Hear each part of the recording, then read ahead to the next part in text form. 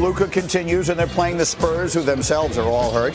First quarter, it's Luka Doncic turning defense into offense, and Shanae, someone's got to go up. Every time I see a play like this, I'm like, this is the new age basketball. You get a fast break, you stop for three, but hey, it's okay. It's Luka Doncic, it's everybody. This is what we do now. And how about Austin Reeves' spinorama in the lane? Man, he puts you on a blender. He has been tremendous. It's been, interesting to see how his role has evolved, but he has been steady at it. Lakers pulled away quick and never looked back. Jackson Hayes off the fake handoff, so we can call that a play-action dunk if you want to. That's a 14-point lead.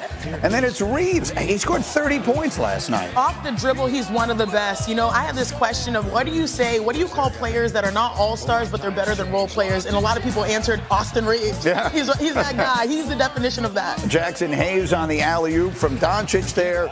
Reeves scored 30. Doncic, 21, had a bad shooting night, but he did have 14 assists. Here's more from Reeves. LeBron and company can celebrate a win. And Bontemps, to your point, they need to bank these wins, 125-109. So they do what Minnesota and Golden State couldn't. It was a game they were supposed to win, set up for them to win, and they took care of business. Absolutely. The Spurs have De'Aaron Fox out for the season, Victor Wembanyama out for the season. This is the kind of game, if you're the Lakers, you have to win. They've got a lot of difficult games left, and they got to maintain that gap between them and the Clippers and the Timberwolves and the Warriors behind them. Because, look, if the Lakers are in the top six and they are going into the playoffs, with Luka and LeBron, they're going to feel like they could beat anybody. If they get in the play-in, all of a sudden, you got to play an extra game or two. You're potentially one game away from going home if you have a couple bad shooting games. You could end up in the 1-8 matchup with Oklahoma City, who you don't want to play in the first round. All those reasons are why that was a huge win for the Lakers last night, coupled with those losses for Minnesota and Golden State. Yeah, and the Lakers, they truly have a big three. I love it because, I think a lot of the questions have been like, okay, LeBron James and Luka Doncic are complementary players. What does that mean for Austin Reeves, who's having a great season? Is he going to be tertiary? Well, that's not a bad thing in the NBA when you have a big three of this type, not like the Phoenix Suns, let's be real here. But what I love about Austin Reeves, his fourth straight 25-point game, he has been consistent. Luka, he had an off shooting night. I think it was like 6 for 20, but he had like 14 assists. So these guys can make plays for each other on top of getting LeBron James back, which is a good sign. All right, we're setting the table. The NBA, much more conversation on that as we go. But up next, it's a national. Standings right now on the outside looking in. It was a Luka game. 7 straight home wins for the Lake Show. Oh, the thievery. And then Luka. This is good enough. Let me pull from here. He's averaged 30 points, 7 boards, 7 assists over this last 7 games. That, Austin Reeves. I mean, come on, this spin cycle, I see 3 Spurs defenders, none of which are Victor Wembanyama. Otherwise, that probably would have ended differently. Lakers were up 10 at this point. Remember, still no LeBron, nursing that growing strain. Oh, offensive rebound much? Luka Doncic, Lakers up at the break, 65-51. It's double digits, still is. Ooh, Austin Reeves, I mean, come on, man. What? Dart, not Jackson. Smoke him if you got him. Lakers up 21. And then Doncic just playing with his food, man. 14 assists. Lakers are up 21. And then more Reeves, his 4th straight game with more than 25 points. Last night he had 30 of them. Bron, there to celebrate, 125-109. Lakers, they get another win. All right, so Luka, he's done it all for the Lake Show, leading the team in points, boards, assists, steals, plus minus since making his debut back on February 10th. The Lakers also ranked 4th in defensive efficiency over that span. Randy, I was told he didn't play defense. Oh, yeah. That's interesting. Yeah. It's partly because Luka allowing just 0.81 points per direct isolation since joining the law. Do not let Luka put the clamps on you. Don't let him. Too late. It's good to get a few minutes with star of Good Morning America, That's correct. This morning on SportsCenter AM. Before she was theirs, she was a friend of our program. Chiney, to wait or not to wait on bringing back LeBron? That's the question for the Lakers. How should they approach his return from the groin strain? First of all, you both are my day ones. You're the real ones, so no big time over here, okay, guys? But honestly, they've bought LeBron James some time. They should get him hopefully back soon. They need him because they only have a 3-game buffer between their spot and the play-in, and they don't want to get to 7 where they have to play in the play-in tournament. But how have they been able to sort of bounce back, especially these last 2 games, these 2 wins?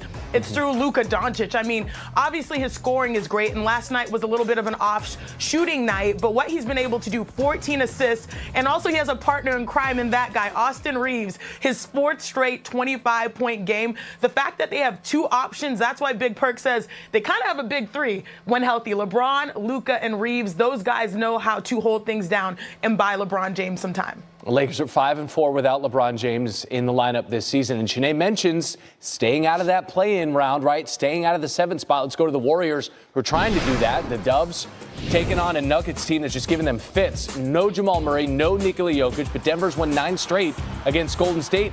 Aaron Gordon was the problem. Gordon dominant early on. Michael Porter Jr. would find him for a fast break slant. Gordon, short corner, working Kevon Looney.